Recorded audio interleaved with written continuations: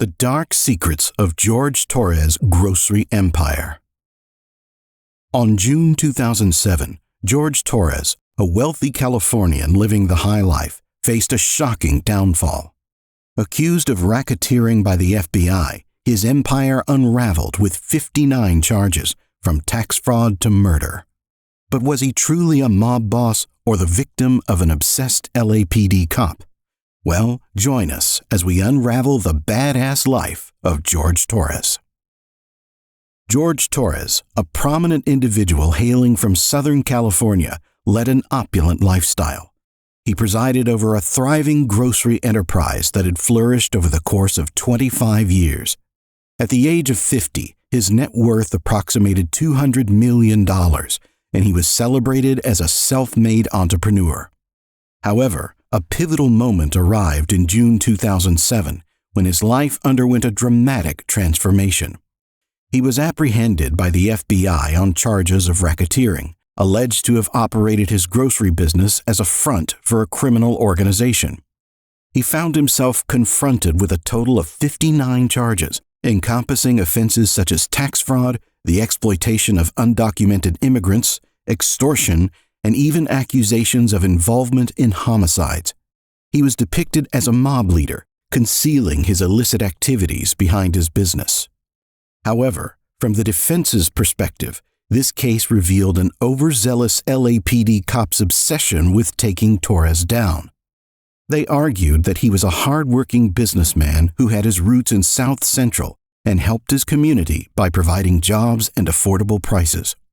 Despite his conviction on 55 counts, Torres' story took a surprising turn just before his sentencing, exposing corruption on the other side of the law. He proved to be a resilient figure, going head-to-head with the U.S. government. In the end, George Torres emerged as a mysterious and resilient character, challenging the legal system in a complex and compelling saga of crime and justice. Our narrative commences in western Mexico, where Torres' parents toiled in agricultural fields and orchards. Subsequently, they relocated to South Central Los Angeles when Torres was a young child.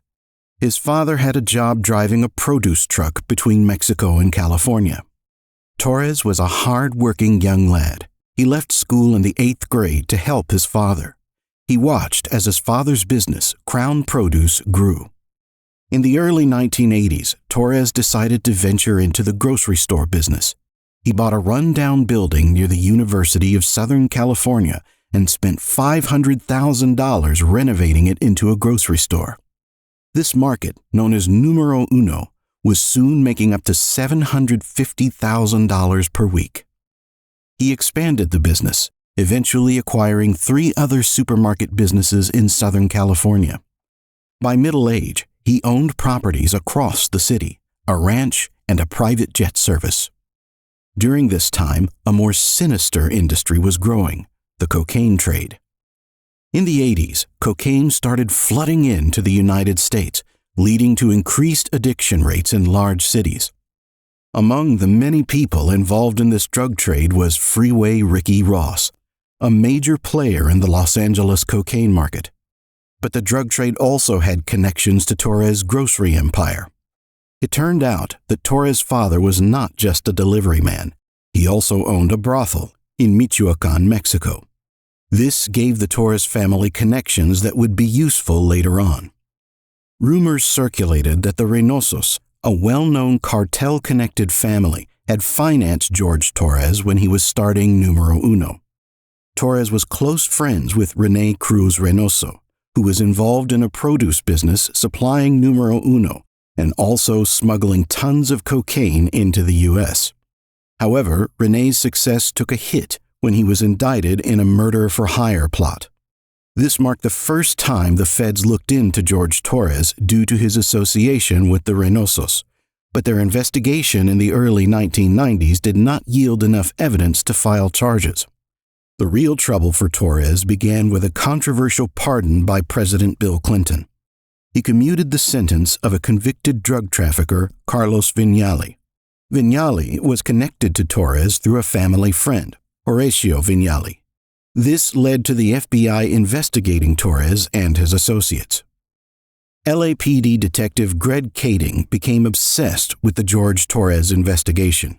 He worked on Torres-related cases since 1997 and had the resources of the DEA, FBI, and ATF at his disposal. Kading's investigation revealed a network of criminal activities connected to Torres, including large-scale cocaine trafficking, corrupt lawyers, and ties to street gangs. One person in Torres' circle stood out: Ignacio Nacho Mesa. Nacho was involved in various criminal activities and was allegedly Torres' go-to hitman. He was even involved in ordering a hit in retaliation for a murder connected to Torres' business. Derek Bodie Smith, another person in Torres' network, was implicated in various criminal activities, including the 1996 murder of Roderick Chapman. However, he was given an opportunity to testify against George Torres in the early 2000s. In the year following the death of someone named Carpel, there was trouble for a person named Torres. This trouble came from a member of the Playboys gang named Jose Maldonado, aka Shorty. Shorty had connections with the Vignali family. He was known to be friends with George Torres and had even gone jet skiing with him. However, in 1994, Maldonado began interfering with Numero Uno's business, falsely claiming to represent the Mexican Mafia and demanding money from Torres. Instead of giving in to Maldonado's demands, Torres sought the help of Raúl Del Real, a close friend and business associate of Nacho. Del Real contacted a member of the Mexican Mafia, Armando Perico Ochoa, who confirmed that Maldonado was acting on his own and not on behalf of the prison gang.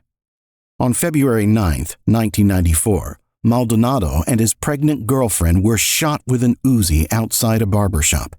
Maldonado was killed, but his girlfriend survived. Nacho was later identified as the shooter. Interestingly, on the day of the shooting, Maldonado was driving a Ford Bronco owned by Carlos Vignali. Authorities suspected Torres' involvement in these murders and launched an investigation named Operation Robin Hood in 1998. However, they couldn't gather enough evidence to charge Torres, and Numero Uno continued to operate. Trouble also brewed within Torres' inner circle due to drug trafficking issues. Nacho Mesa, using private planes, started transporting large amounts of cocaine obtained from a Numero Uno security guard named Jose Angelo. This led to debts with drug dealers, which put pressure on Nacho to pay off the debts. Desperate to resolve his financial troubles, Nacho made a series of bad decisions, including a robbery and a burglary. His actions strained his relationship with Torres. In 1998, Nacho and others were indicted on federal charges. While Torres was convicted of several crimes, his RICO charges were eventually dismissed due to questionable conduct by federal prosecutors. Torres later pleaded guilty to tax fraud and was released. The case had a significant impact on Detective Greg Kading's career, and Torres is no longer in the grocery business, although Numero Uno stores continue to operate. Torres' current whereabouts are unknown, but he likely remains in the United States. Did Torres' ability to navigate the legal system highlight the flaws in the justice system, or was it a fair application of the law? Share your thoughts in the comments below.